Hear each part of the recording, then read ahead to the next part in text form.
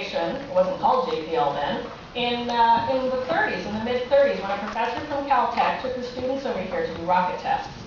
And actually, what I heard is they were doing them down in a laboratory in Caltech and kept blowing things up. And the president of Caltech said, you guys go up in the mountains by that dry riverbed up there and do your tests up there. And they did, and we just grew up around that spot. And here's a picture from 1936. This is actually our 75th anniversary of the first rocket firing at this location at JPL.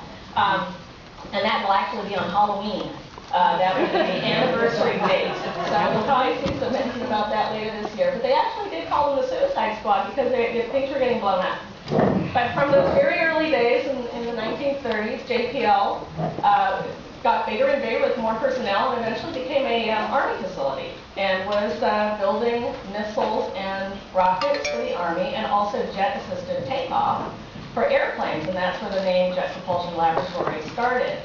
And we were working under the Army up until 1958 when the first U.S. satellite was launched. And if you know a little bit about the history there, you know Sputnik went first, and then the American government turned to the Navy to launch a satellite. That one did not work, and then they went to the Army, and that happened to be JPL, and also the Redstone Arsenal.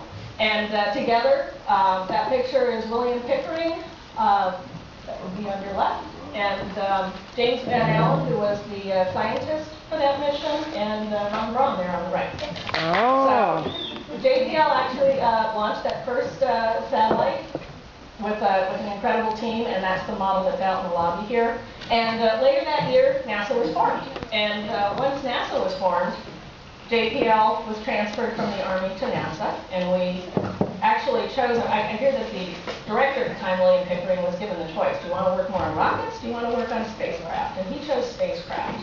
And that, of course, wrote the rest of our history to this time working on spacecraft. But we continue to be a part of Caltech. We've never lost that connection. We're a division of Caltech. We're the only NASA center, actually, that is